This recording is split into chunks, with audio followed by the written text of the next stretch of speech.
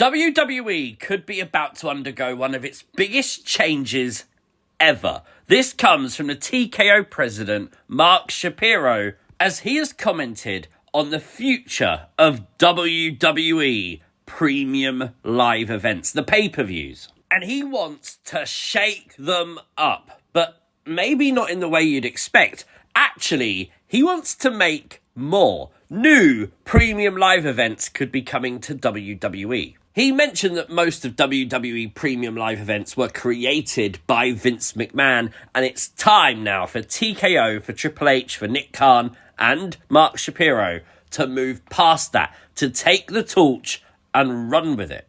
And I really don't know how to feel about this, genuinely, because, right, if you have new PLEs, that means you have to replace old PLEs. Now, there are the PLEs that are interchangeable in name anyway, like Backlash, for example. But what if we go deeper and actually replace something like Survivor Series, or replace the Royal Rumble, or whatever that might be? Because actually what Mark Shapiro's looking to do here is register the IP and actually sell merchandise. He cited that WrestlePalooza was a huge success, the big move to ESPN, and I believe him. I think this event absolutely sucked. I think it's the worst WWE PLE I've ever personally watched. But the hype going into WrestlePalooza was extremely high, so I'm not surprised if people bought extremely inflated tickets, bought merchandise, paid for ESPN. But in terms of show quality, this show flopped. And honestly, next year when WrestlePalooza's coming up, I don't know if I'm going to care the same way because this event sucked the first time. So when you hear Mark Shapiro saying that WrestlePalooza could turn into a super franchise for the company yearly, basically, that's like a SummerSlam or WrestleMania, I don't believe it will. There's a reason some premium live events come and go and are never seen again because they didn't work. Because WWE didn't deliver. You can make any show a success if the card is good. And I think for TKO to be talking like this again just shows the disconnect between wrestling fans and TKO. But on the other hand, if they can come up with a great concept, I'm down. Kevin Owens has got everyone in the wrestling world talking, yesterday posting on social media a video of him training, working out once again. Hopefully that's a sign that his injury is recovering. Hopefully it's a sign that he's going to return soon. He did use his WWE theme song over the video, so obviously that's what a lot of people are speculating. But we have seen this now many times where wrestlers are training after an injury, and hopefully this is a positive sign, but it's not something I think is going to happen immediately. Some trademark information. Yesterday it emerged WWE has trademarked the term tribal heir, which I think everyone is speculating it's going to be Jey Uso, the heir to the throne of the tribal chief. That's what we expect this to be. Now, this could make sense. We've seen recently more and more sort of progression in potentially turning Jey Uso heel. And with Jimmy saying phrases like, "You're acting like Roman" recently, maybe that's going to inspire this tribal heir character.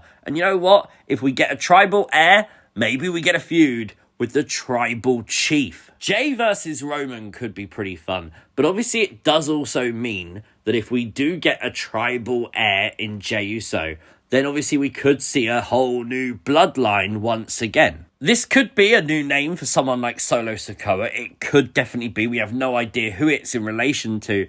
But Solo now has the MFTs. I feel like we've done that sort of storyline with Solo before. Do we really want to revisit it again? I don't know. Talking of the MFTs, while they establish some kind of dominance on Smackdown, they are currently in a feud with the Wyatt 6. I've seen so many people in my comment section and on social media saying how WWE just isn't using the Wyatt 6. And while I'd agree I want more, they are on TV still weekly. With Nikki Cross today confirming that fact on social media by saying, "We are not standing still, we are lying in wait." They are waiting for the perfect moment to attack the MFTs. That's the assumption we got from last night's Smackdown, at least. Also, I've got to point out that really awesome Fiend pin that Joe Gacy was wearing last night. That was really cool. Nice little nod there. Also, I think it's the first actual reference to the Fiend we've had on WWE TV this year, which is really cool. The new WWE LJN figures will be arriving in stores in the United States on Black Friday. They will also be available on WWE shops. So if you can't get down to a Target, you can get them there also. Honestly, I love the old retro stuff, and I think these are really cool. Body Slam is reporting that there is a timetable for Bianca Belair's return to WWE, and it's hopeful that she'll return in the early stages of 2026. And there is hope in WWE that actually that return might take place in advance of that date. So fingers crossed. I feel like Bianca Belair is someone who now we sort of fantasy book all the time because we'd expect her back. She only suffered an injury to her finger, which in the grand scheme of some of these horrific injuries you hear about, you think, oh, she'll be back in no time. And she's been gone for so freaking long. And we heard reports last week or two that Bianca actually injured her knuckle as well as her finger. So there's like loads of tendon issues and stuff like that. So it's completely understandable why she's been gone. But honestly, her versus Jade right now, I'll take it. WWE has filed a trademark for Dark State. How the bloody hell do you not have that already trademarked? They've been a group for months. Oh, I wish I would have known. Imagine how much that... Do you remember that guy who had a yeet before Jey Uso? He must have received a nice pretty penny from WWE. I mean, if I would have trademarked the name Dark State, they might have given him a better name and I would probably got nothing. But you know what I mean, right? After concerns on last week's Smackdown, it has been confirmed a couple of days ago now by Fightful Select that Pretty Deadly will most likely reunite once Elton Prince returns from his current injury.